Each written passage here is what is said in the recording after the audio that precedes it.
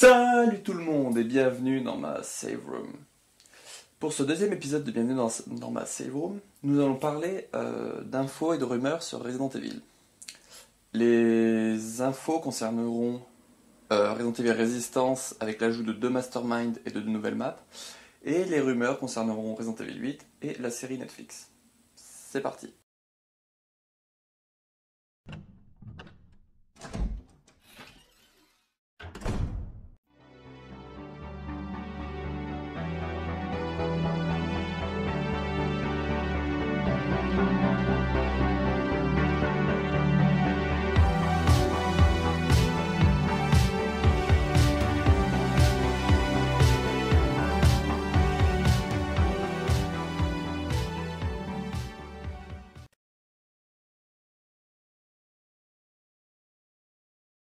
Resident Evil Resistance sera le mode multi de Resident Evil 3 Remake.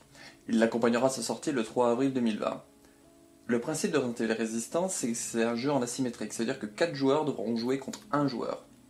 Les 4 joueurs seront 4 survivants, et le joueur seul sera un mastermind, ou maître du jeu, qui devra poser des pièges et des zombies, voire en contrôler, pour empêcher la progression des 4 survivants.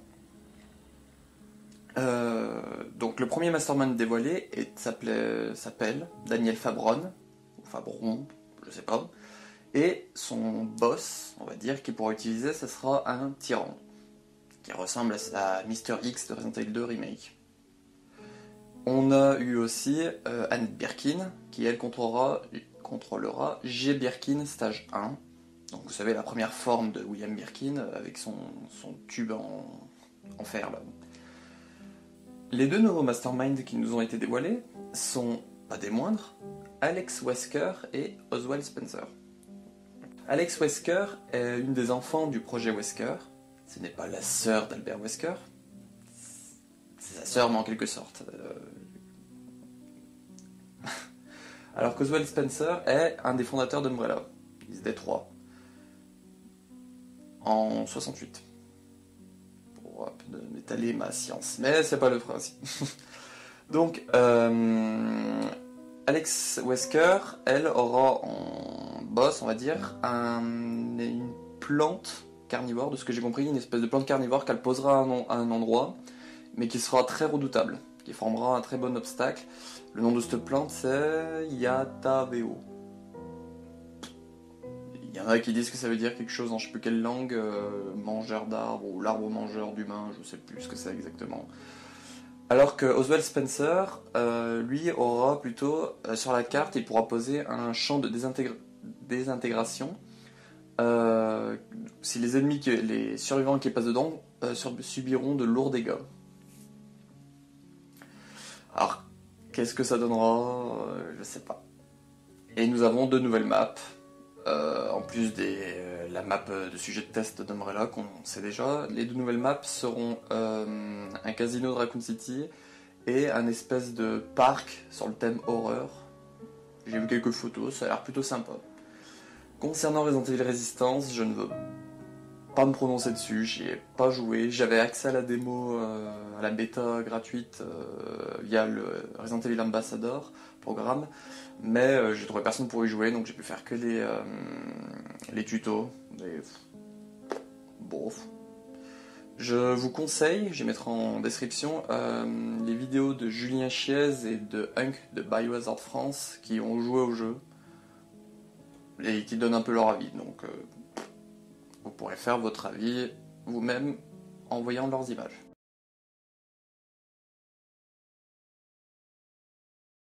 Alors concernant les rumeurs sur la série Resident Evil de Netflix, on a eu 3 rumeurs jusqu'à maintenant. La première disait que ça raconterait les origines d'Umbrella. Pourquoi pas, ça m'intéresserait. En plus, ça serait lié soit au jeu, soit au film, ou les deux. Parce qu'il y a un nouveau film en préparation aussi, mais ça, on sait rien encore dessus, donc je vous en parle pas. La deuxième rumeur, une rumeur que j'ai pas du tout aimée, ça serait 2 filles Wesker de 2 mères différentes qui vivraient en 2036 dans un monde post-apocalyptique ravagé par les virus. C'est pas du tout ce que je veux personnellement, c'est pourri, quoi. Les mondes post-apocalyptiques, c'est les films de Anderson. Alors, ce sont des bons films de zombies, mais du Resident Evil, c'est pas du post-apo, quoi, Resident Evil. C'est une mission qui a un début, une fin. Le principe d'un jeu Resident Evil, c'est qu'à la fin, comment dire, le problème soit réglé, quoi. L'épidémie, elle est, et basta, quoi, à la fin. Donc ce problème-là, et puis les deux filles Wesker de deux mères différentes, laissez Wesker tranquille, quoi. Vous pouvez créer d'autres méchants, j'en sais pas. Déjà, il y a plein de monde qui ont râlé quand ils ont appris dans Resident Evil 6 que Jake était le fils de Wesker. Alors là, c'est en plus on fout deux filles de deux mères différentes. Donc c'est-à-dire que trois enfants de trois mères différentes. Bref. Et la troisième rumeur, qui serait officielle, mais j'attends une annonce vraiment officielle avant d'y croire. Alors ce serait, j'ai mon petit papier ici parce qu'on aurait le synopsis. La ville de Clearfield, dans le Maryland, s'est longtemps tenue dans l'ombre de trois mastodontes apparemment sans rapport. Umbrella Corporation, le Greenwood Asylum, désaffecté, et Washington DC. Aujourd'hui, 26 ans après la découverte du virus T, les secrets détenus par ces trois entités vont commencer à être révélés dès les premiers signes de l'épidémie. Alors, quoi en penser ? Franchement, c'est dans l'ordre, je préfère celle sur les origines d'Umbrella, ensuite celle-là, et en dernier, mais vraiment en dernier recours, celle des deux filles Wesker. Alors celle-là, ça peut être bien, parce que on parle pas de Raccoon City, c'est un point positif et un point négatif, parce que ce serait bien d'avoir quelque chose, genre une série Netflix qui raconte un peu comme un Resident Evil Outbreak, on voit des survivants, tout ça. Sinon... je sais pas. C'est à voir. Mais pourquoi pas un mix de trois rumeurs. Bon, des deux techniquement, hein, parce que les deux filles Wesker, on va y abandonner, hein, et le monde apocalyptique aussi. Mais les origines d'Umbrella, puis celle-là, moi les deux iraient bien ensemble, je pense. Donc c'est à voir.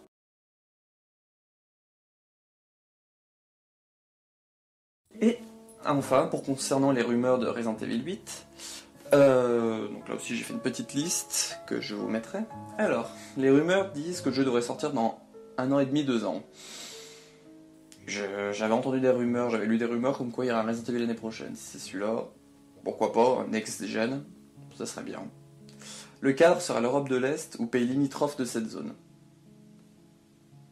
À part, ça ferait Resident Evil 6 avec l'Estonie, je crois que c'est, ou l'Edonie, un des deux qui est aussi en Europe de l'Est.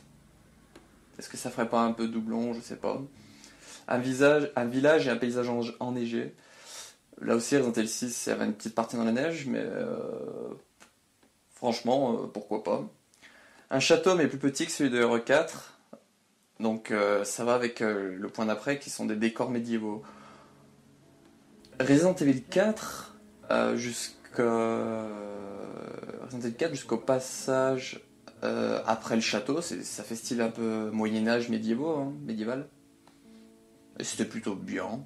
Les petits ganados avec leurs petites armes, le château. Bon, ça vaut pas Manoir Spencer, mais il était plutôt joli. Là aussi, pourquoi pas. Donc il y avait une rumeur, pour le prochain point, qui parlait de loups-garous. Mais celle-là, ça serait pas vraiment des loups-garous, mais des créatures ressemblant à des loups. Si c'est bien amené, franchement, je suis désolé, pour en Resident Evil 4, les espèces de loups, les chiens loups bizarres, on les met un peu plus gros, ça peut sembler à des loups-garous, quoi. À voir. Alors là, par contre, c'est le point qui me pose un peu problème. Une ou plusieurs sorcières chasseront Ethan. Parce que oui, ça serait le personnage de Resident Evil 7 qui serait de retour dans Resident Evil 8. Ethan, pourquoi pas, hein.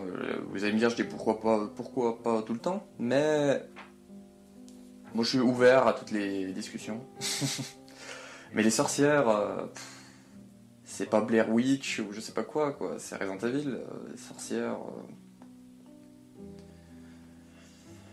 À voir s'il parle de sorcières, s'il parle d'espèces d'ennemis qui auraient des pouvoirs psychiques, ou... on sait pas. Alors des zombies qui porteraient une armure de chevalier des épées, donc ça rejoindrait encore le côté médiéval et les châteaux.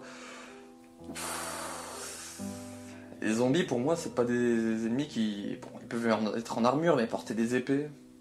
Bon les zombies ils sont lents, ils ont pas de force, ils veulent juste bouffer quoi, ils veulent juste nous bouffer ceux qui sont pas infectés.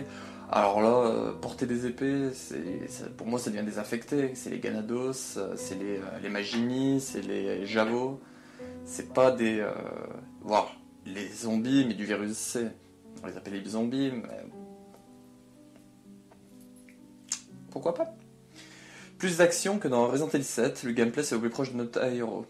En Nota Hero, je m'en souviens pas du tout. Alors, bon, ça va, je vais rejoindre là aussi le prochain point, qui dit que Chris sera de retour, mais avec un twist. Alors, Chris de Resident Evil 7, je l'ai pas du tout aimé. Sa tête, c'est pas Chris, pour moi, c'est pas Chris. J'avais fait une vidéo, j'avais fait un What is 10 sur Resident Evil en 2 parties. La partie jeu vidéo, je développe un peu cette partie-là de pourquoi je trouve que c'est pas Chris. Donc je vous conseille d'aller la voir, c'est plutôt vers la fin. Vous voulez passer tous les passages un peu relous. Mais bon, c'est toujours bien d'avoir mon avis sur Resident Evil. Donc les deux What is 10, le premier sur les films, le deuxième sur les jeux. Donc là, par contre, il parle d'un twist en rapport avec Chris. Alors, le twist, ils me disent que c'est un faux Chris. Nickel, parfait, on est d'accord, on est content. Mais c'est peut-être pour ça que Nota Hero m'a pas marqué. Certes, c'est en première personne, donc j'oubliais sa tête, mais autant je sais que Carole Quinten a pas aimé, elle disait que c'est trop action. Moi, je trouve que Resident Evil, action, ça me choque pas, quoi. Ça peut pas être toujours du survival horror, alors que les personnages, ça fait en 2018, ça fait 20 ans, quoi, qu'ils combattent contre les menaces terroristes, bioterroristes. Ils peuvent pas continuer à juste faire pan-pan en cours. C'est obligé qu'avec le BSA, le DSO, les organisations dans lesquelles ils sont, qu'ils ont appris à se battre. Au corps à corps, c'est quand ils ont plus de munitions, s'ils ont plus d'armes. Moi, ça me choque pas du tout le côté action, le côté Resident Evil 5. Leur mettre des tatanes dans le nez, c'est un plaisir. Resident Evil 6, j'en parle même pas. Donc voilà, je comprends pas pourquoi le côté action, ça en choque, quoi. Donc, à voir. Donc voilà, c'est terminé pour ce deuxième épisode de Creeper Wood. Je me trompe de parler d'anciennes vidéos, ça me mélange. De bienvenue dans ma save room. J'espère qu'il vous a plu. Ça sera comme la vidéo précédente sur mon memory. Celle-là sera un test sur quand je parle d'infos, rumeurs. Bon, sur Resident Evil en général, vu que c'est vraiment les rumeurs qui m'intéressent moi et qui peuvent potentiellement vous intéresser vous. Donc c'est un test, savoir ce que vous aimez, ce que je pourrais changer, améliorer, et puis bah, on se retrouve pour une prochaine vidéo. Ciao!